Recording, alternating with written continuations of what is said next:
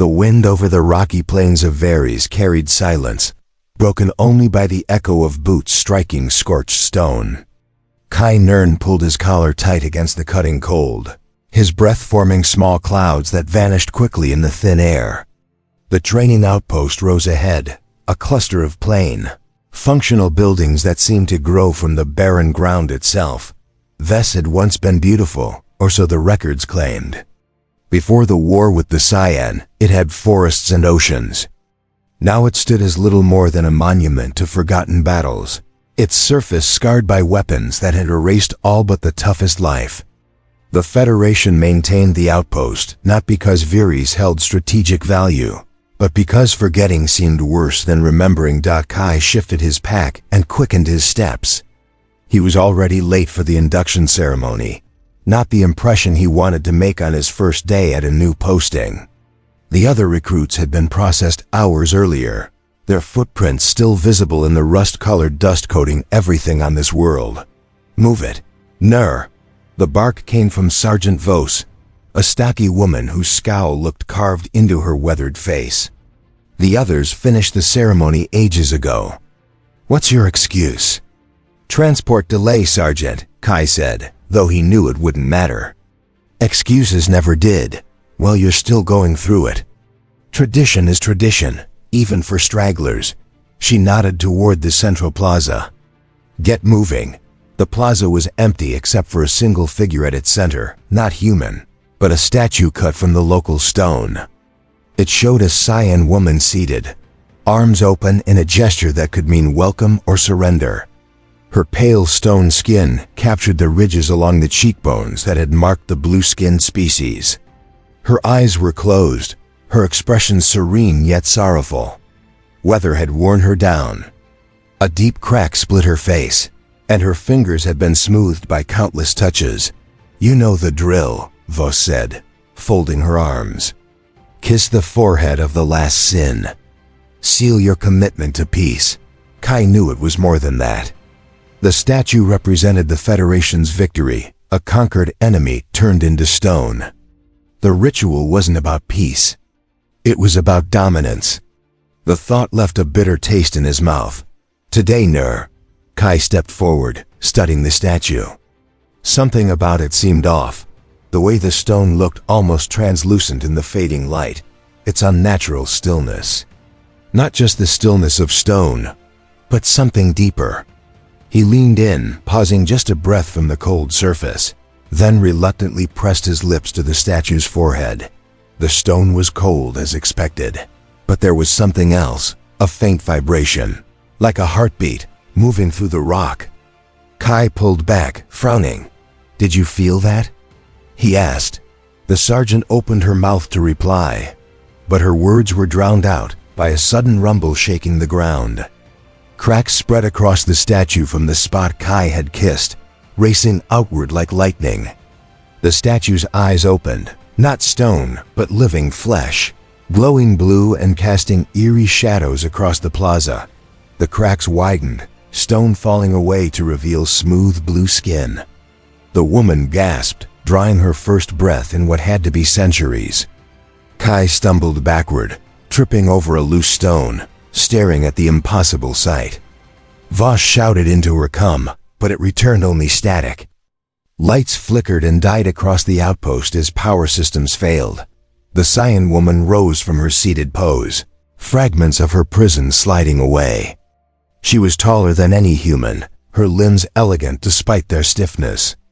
A fine layer of ash covered her body, strands of white-blue hair falling over her glowing eyes. Those eyes locked onto Kai, cutting into him.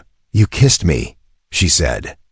Her voice was melodic, her accent turning the words almost musical despite their weight.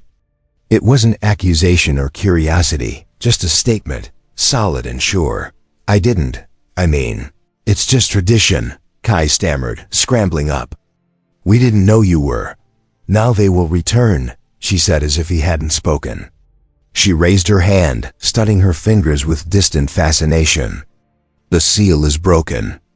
The signal is sent." Vos abandoned her useless come and drew her sidearm. "Don't move," she ordered, aiming at the Cyan woman. On your knees now. The woman's gaze shifted to Voss, expression unchanged. Your weapons cannot undo what has been done. The signal has already crossed the void. As if on cue, a high-pitched whine cut through the air. Kai looked up to see lights blinking in the darkening sky. Satellites long dormant were waking. The ground trembled harder. In the distance, varied structures broke through layers of dust and stone. Transmission arrays, etched with glyphs, Kai recognized from history texts as Chani. The woman closed her eyes briefly, listening to something far away. When she opened them, sorrow glowed there. They have heard, she said. They are coming. 6 hours later, Kai sat in a cramped security office hastily turned into a command center.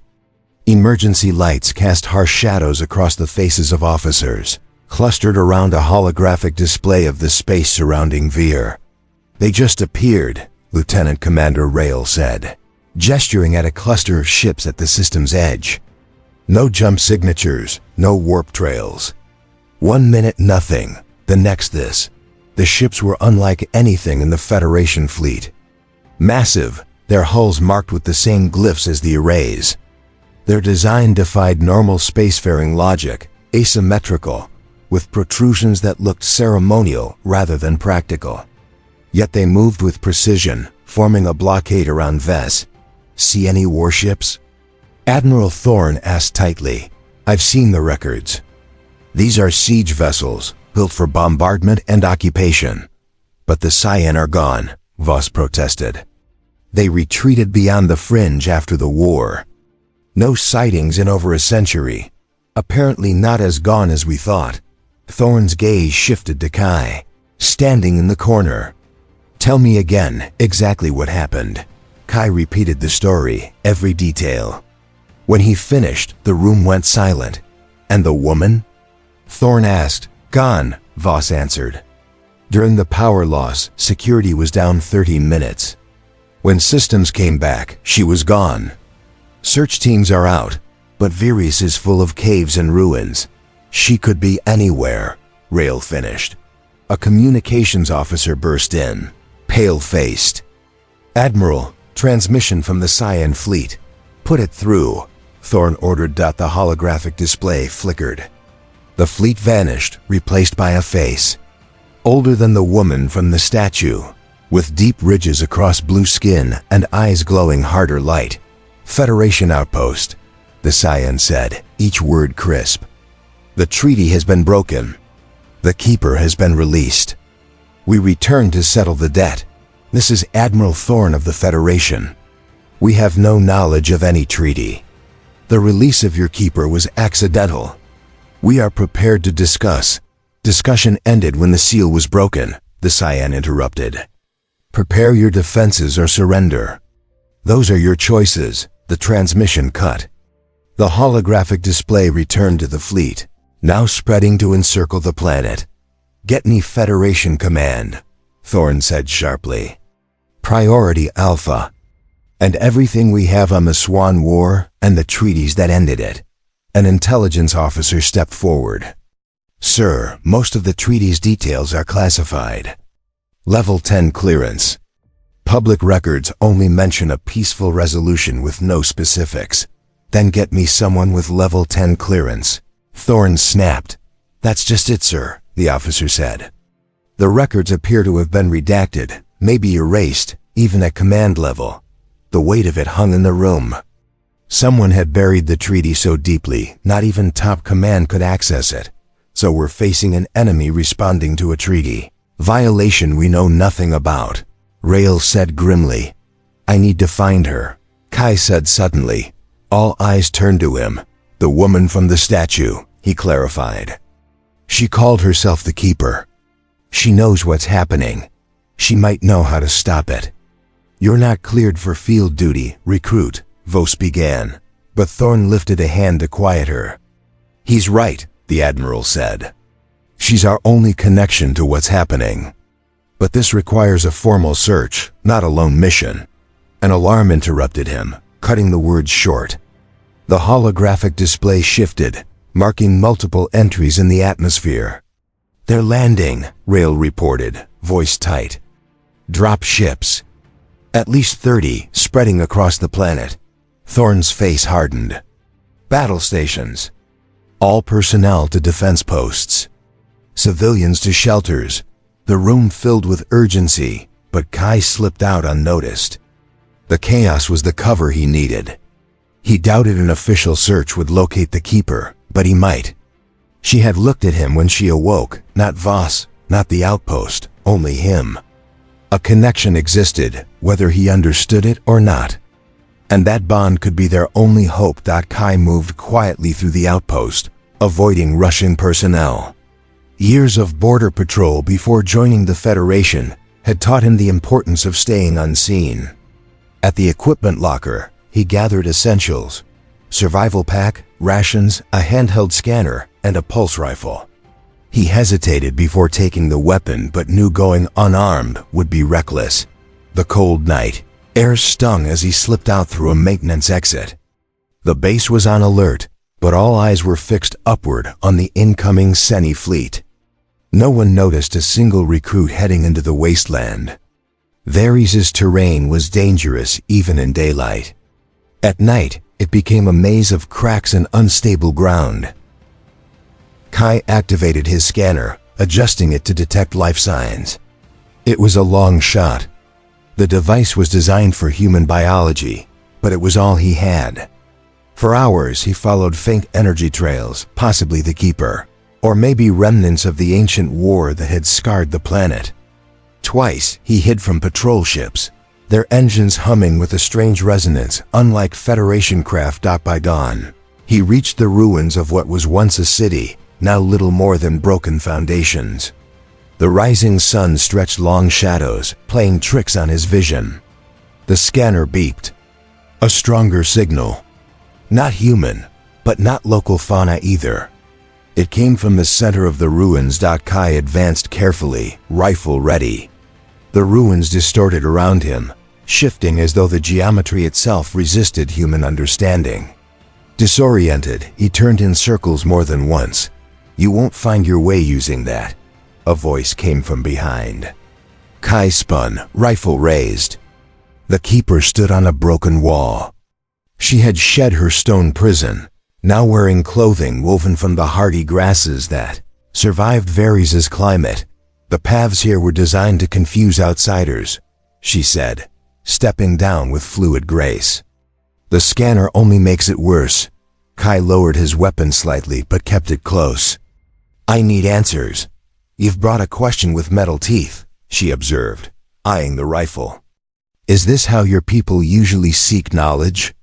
Ashamed, Kai slung the rifle over his shoulder. "The Seni fleet is in orbit. They're landing troops. They claim we broke a treaty our records don't even show. I need to know what's happening." Her glowing eyes studied him. "Why come alone? Why not bring soldiers? Would you have spoken to me if I had?" A faint smile touched her lips. "No, that's why." She gestured for him to follow. They reached a dome-like structure half buried in the hillside. Inside, the air was cooler, and patterns on the walls emitted a soft light. "My name is Solana," she said, settling cross-legged. "Your people never recorded it. To them, I was only the last Seni, a symbol. The statue," Kai said. "You were inside it." "How? Not inside." "I was the statue." She traced a symbol on the floor.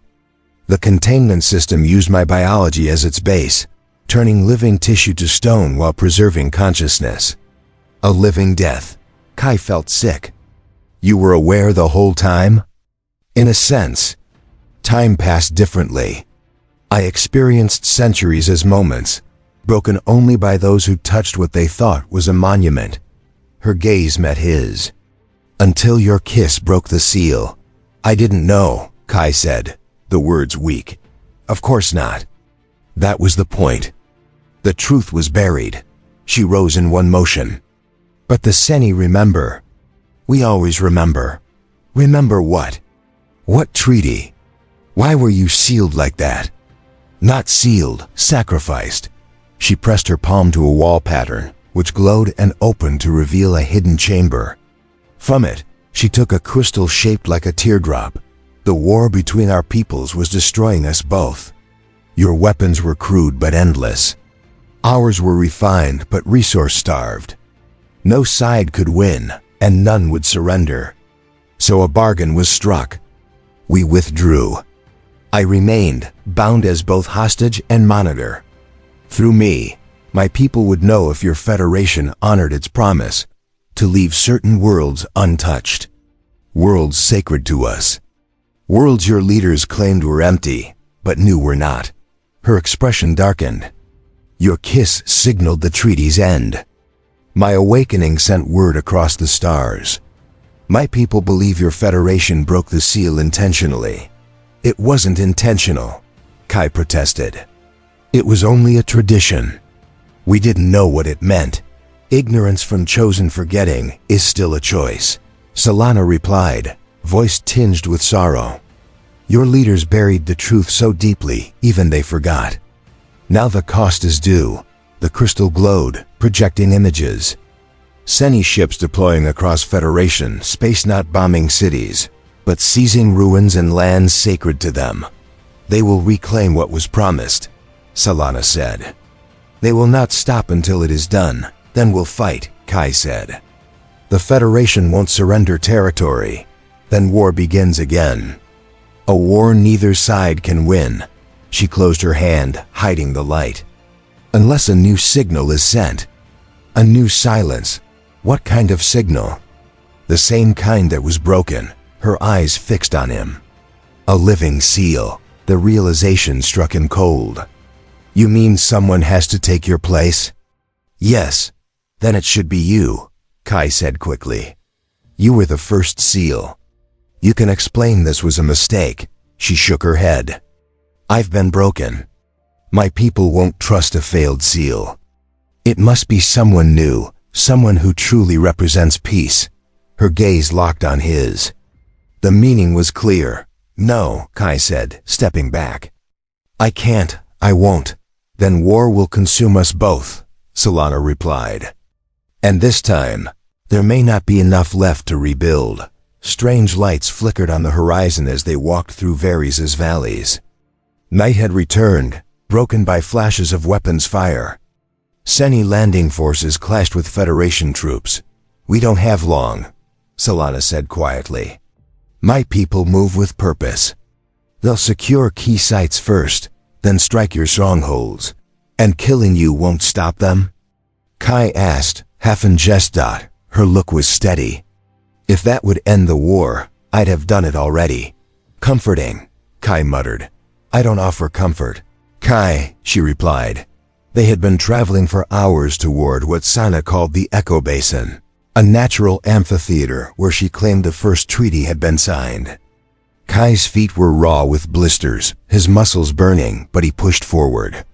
The alternative was going back to the outpost and watching the conflict spiral out of control. They were crossing a narrow ridge when the ground shook. Unlike the light tremors from before, this was a violent quake, cracks tearing across the rock beneath their feet.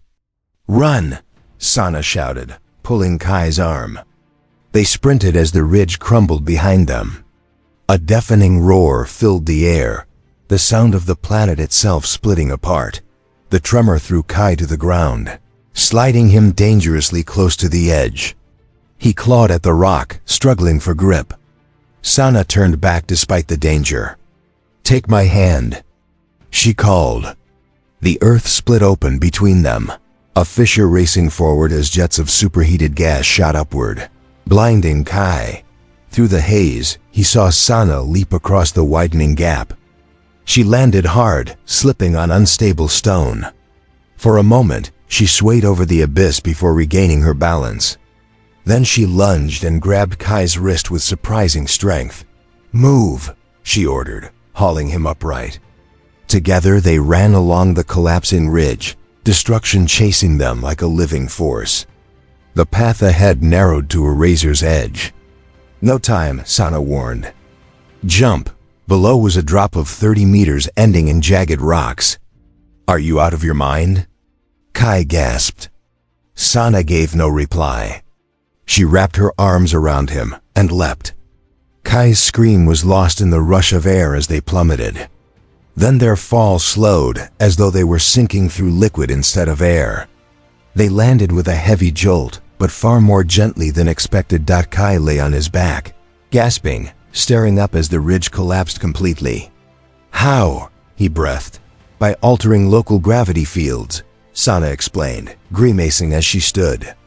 "Only for a short time, not enough to fly, just enough to soften the fall." Kai noticed her favoring her right leg. A blue-black liquid seeped from a torn seam in her clothing. "You're hurt. It's nothing," she said firmly. "We must keep moving. Not until I look at that wound." She hesitated, then sighed. Quickly, Kai examined the deep gash along her calf. The wound's edges glittered oddly, as if her blood crystallized on contact with air. "Does it always do that?" "Yes, it keeps us from bleeding out, but it won't heal properly without treatment." She tore a strip from her garment and handed it to him. "Tie it tight." As he bound the injury, a sound from above made them freeze. The distinctive whine of a Federation dropship echoed through the ravine. It passed low overhead, searchlights scanning the terrain. "They're hunting us," Kai murmured. "Not us," Sana corrected. "Me. They believe I'm the key to stopping the Shawnee advance. Aren't you?" "No, I'm only the messenger. The key is what we're seeking." She nodded east, where the land dipped into a shallow valley. "The basin is just beyond that rise." Her words were cut off by weapons fire, close and sharp. They pressed against the rock face, listening. "There," Kai whispered, pointing toward a canyon half a kilometer away. Energy flashes lit the twilight. They crept closer, the clash of Federation pulse rifles and Shawnee weapons filling the air. Then, silence. Peering down into the canyon, they saw a Federation patrol scattered lifeless on the rocks. 6 soldiers lay twisted in death. A Shawnee strike team stood over them, their blue skin glowing faintly. "They never even had the chance to surrender," Kai whispered, his voice tight with anger. "They wouldn't have been given one," Sana said grimly. "This is what happens when old hatreds are stirred. It is always the young who suffer for grudges they never earned." One Shawnee soldier suddenly looked up, scanning the canyon rim. Kai and Sana ducked down, but not before Kai caught a glimpse of his face. The young eyes burned with righteous fury that made Kai shiver. "We have to move," Sana whispered. They withdrew silently, circling toward the Echo Basin. The encounter unsettled Kai deeply. Soldiers on both sides were fighting for causes buried in centuries-old secrets, dying without understanding why. Then another sound froze them. A Shawnee dropship descended nearby, engines throttled low, landing lights cutting across the dark landscape. "They're searching for me," Sana murmured. "They believe I was captured, weren't you?" Kai asked. She shook her head. "I volunteered. My clan had the closest ties to the worlds your people destroyed. It was my duty to serve as keeper." "Some honor," Kai muttered. "Honor is not the same as joy," she replied calmly. "Sometimes honor means carrying the heaviest burden." When the dropship lights faded, they continued. The ground grew more unstable as they neared the basin, fissures venting steam and toxic gases. "Why here?" Kai asked as they carefully crossed. Why was the treaty signed in such a place? "It wasn't remote then," Sana said.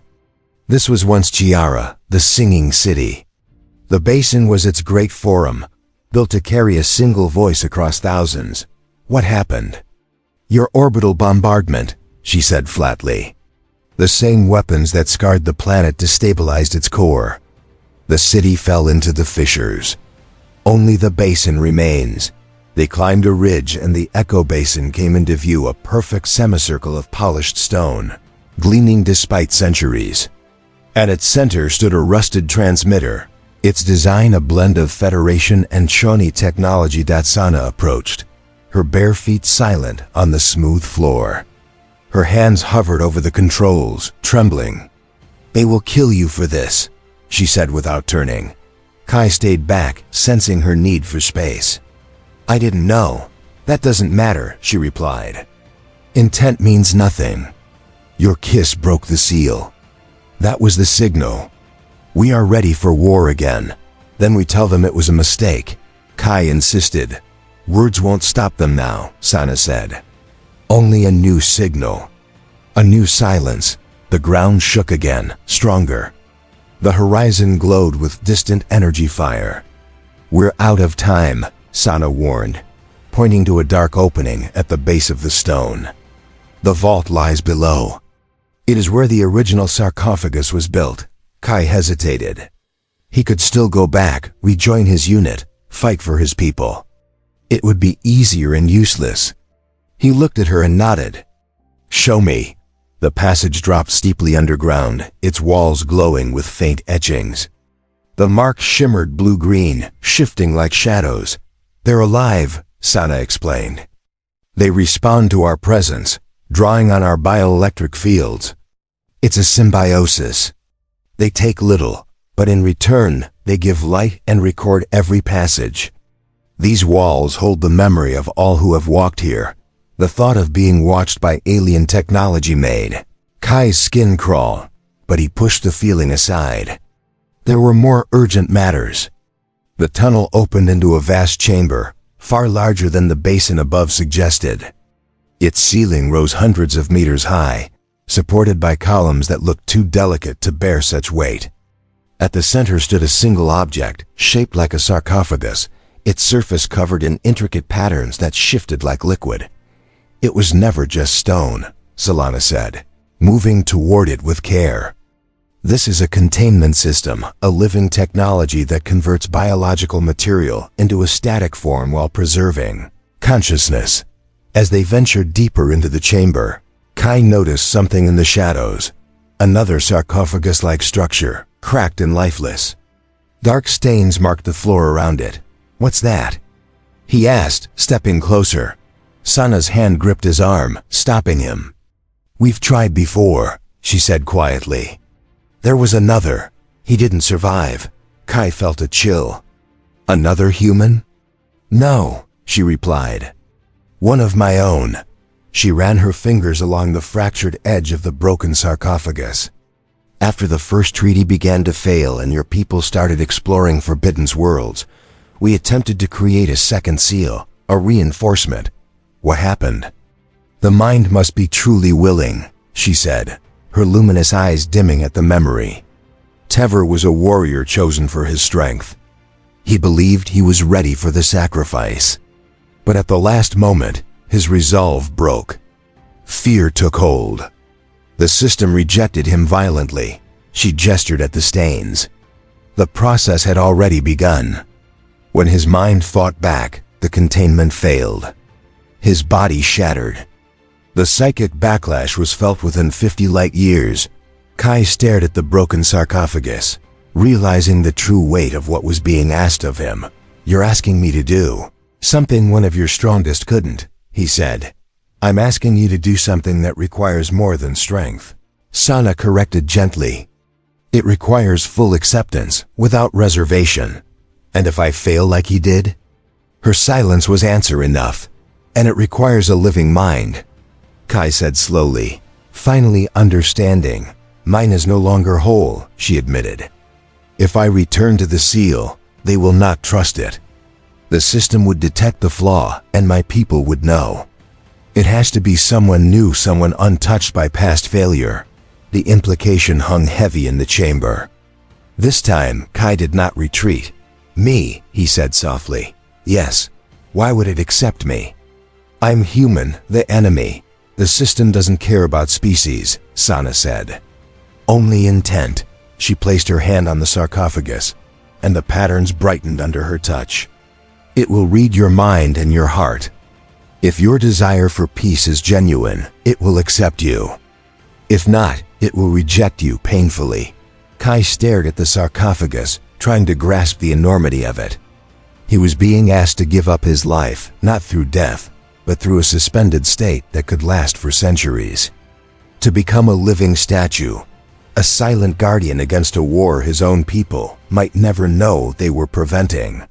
"How long?" he asked. "Until both sides truly want peace," Solana replied. "Until the treaty is honored, not through force or fear, but understanding."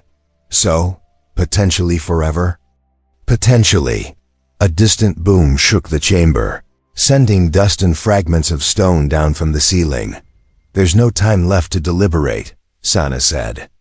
"The Canny are landing on Virius now.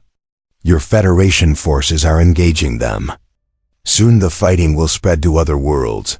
Kai closed his eyes, weighing his options: return to the surface and fight a war that could not be won, or stay here and vanish, becoming a footnote in history, if that. Most likely, he'd be listed as missing in action, presumed dead. His family would mourn him without ever knowing his fate. But they would live. Everyone might live. He opened his eyes and stepped forward. "What do I need to do?" Solana's expression showed both relief and sorrow. "Remove your outer garments. The system needs direct contact with your skin." Kai removed his jacket and shirt, then hesitated at his boots. "Everything," Sana clarified. "The process must be complete." Swallowing his embarrassment, Kai stripped down fully. The chamber's air felt cool against his bare skin, raising goosebumps. Sana approached, placing her hand over his heart. Her touch was warmer than he expected, almost hot. "Once sealed, you will not age," she said softly. "You will not move. You will not die. You will exist between consciousness and sleep-aware, but apart. Time will lose meaning." "They'll live, though?" Kai asked quietly. "Both sides? The war will stop?" She nodded. "If your intent is true, the signal will be sent. My people will know it as an offer of real peace. Then let's do it." Sana guided him to the sarcophagus. The patterns parted as he approached, revealing a hollow interior shaped for a human form. "Step inside," she instructed. "Once the process begins, do not resist. Acceptance is key." Kai took a deep breath and climbed in. The interior adjusted to his body temperature.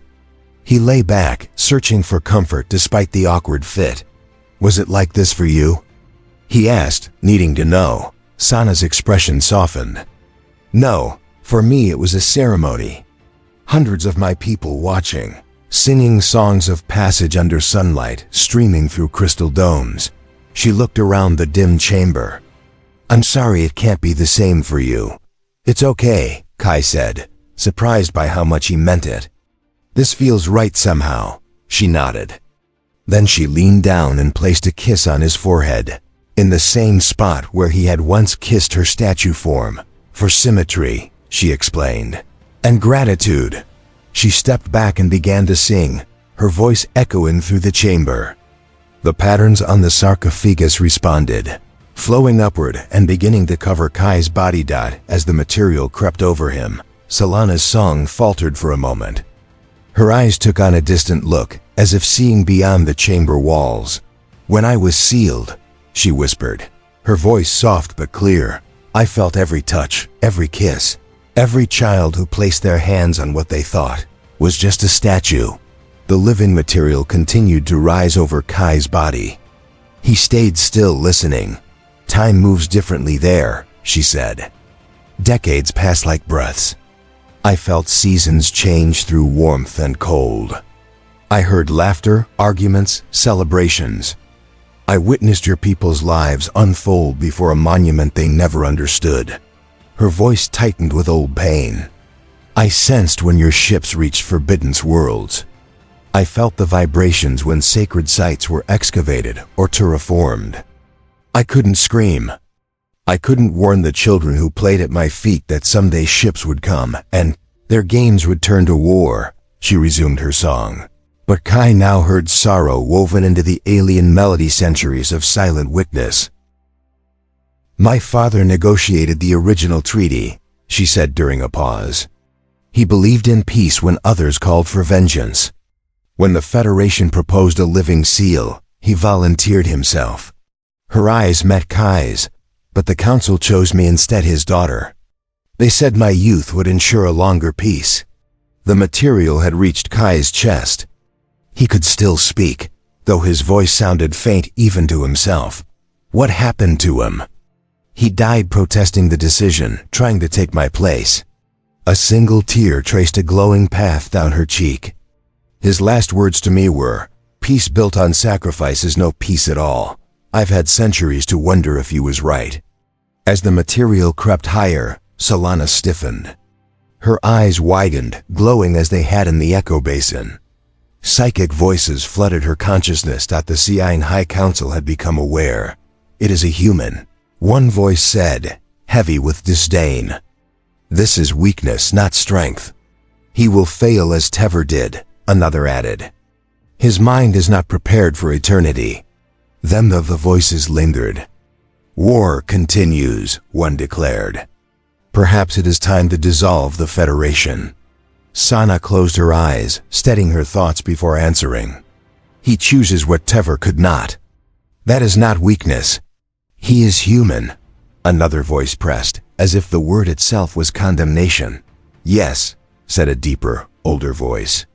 "And that is his strength. He did not know what his actions would unleash, yet he accepts the consequences."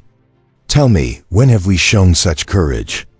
Silence followed, stretching across the distance between them. "We will observe," the elder voice finally said. "If he endures, we will honor the new seal." The voices faded, leaving Sana weary but firm. She looked down at Kai, now almost consumed by the living material. Fear glimmered in his eyes, but so did resolve, a willingness to step into darkness for the sake of light.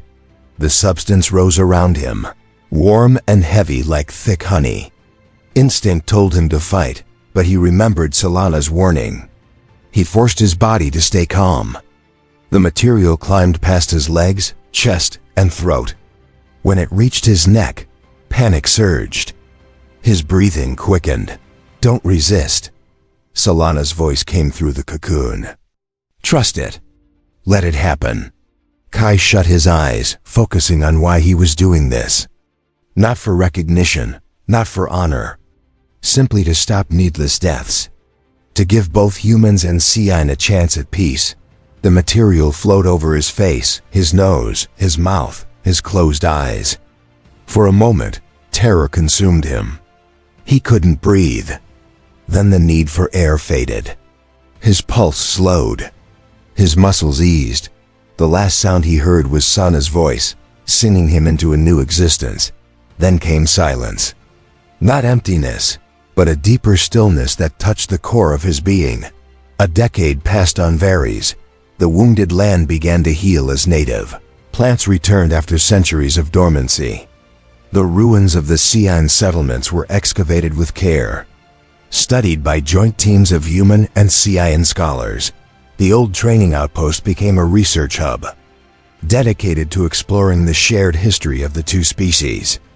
At its center stood a new monument, a human male, eyes closed, hand extended in a gesture of peace. Unlike the statue of Solana, this one was openly acknowledged as something more than stone, a man in suspended animation. No one touched it. No one dared forget its meaning. A simple plaque at its base read, "He did not stop the war with a weapon. He stopped it by standing still." On Earth, in the quiet suburb of New Alexandria, a woman sat at her kitchen table. The holographic Federation insignia hovered over her tablet, its light casting a pale glow across her tired face. "Kainer," she read aloud, her voice steady despite the ache in her eyes. "Status update, missing in action. Presumed deceased." Across from her, a younger man paced the kitchen, his movements sharp with anger. The family resemblance was unmistakable: dark eyes, strong jaw. Thomas Nur, Kai's brother, had rushed home on emergency leave when the message arrived. 10 years, mother," he said bitterly. 10 years of reports, and this is all they give us?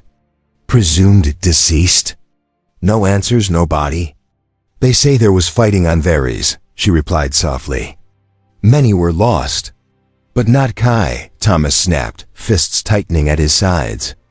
He was too smart, too careful. The report says he disappeared before the conflict even started. They're covering something up. His mother reached for his hand. Thomas, we must accept. I can't, he cut in. I've applied for transfer to the diplomatic corps. It's my best chance to reach Varys, to uncover what really happened. Her face hardened. And if what you find isn't what you want? If Kai deserted? Or worse? He wasn't a coward, Thomas insisted. He didn't vanish.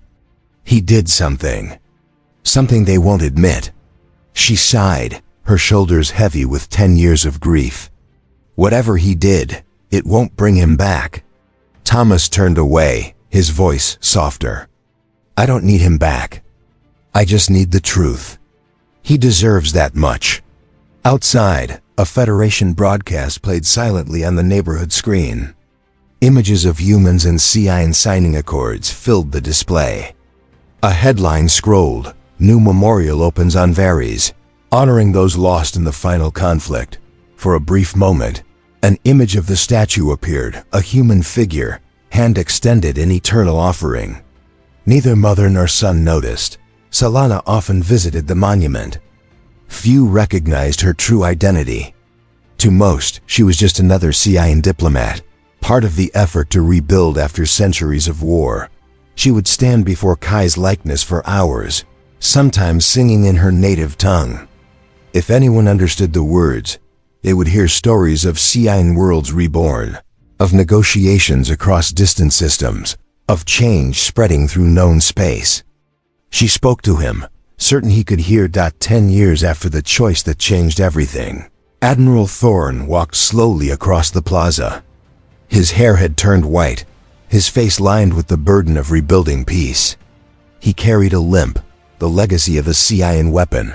He stopped before the statue, silent for several minutes. A young lieutenant, fresh from the academy, stood respectfully nearby. Sir, the officer asked cautiously. Who was he? His name was Kai Nur, Thorne replied without turning. Beyond that, no one of consequence. But he must have been important. To have this monument. Thorne shook his head. He wasn't a hero. Not a diplomat. He was a new recruit, gone within hours of the conflict's start. The lieutenant frowned. Then why honor him? Thorne's hand hovered near the statue's palm, careful not to touch. Because he did what none of us could. While we argued, defended our pride, and clung to centuries of mistrust, he gave himself freely, with no demand for recognition. I don't understand, the lieutenant admitted. No, I don't expect you would, Thorne said quietly. You've known only peace. We were at the edge of total war with an enemy we barely understood. The Sci-Fi, the officer said. Double quotes, yes, though we no longer call them enemies. Thorne sighed. One day, the full story may be revealed.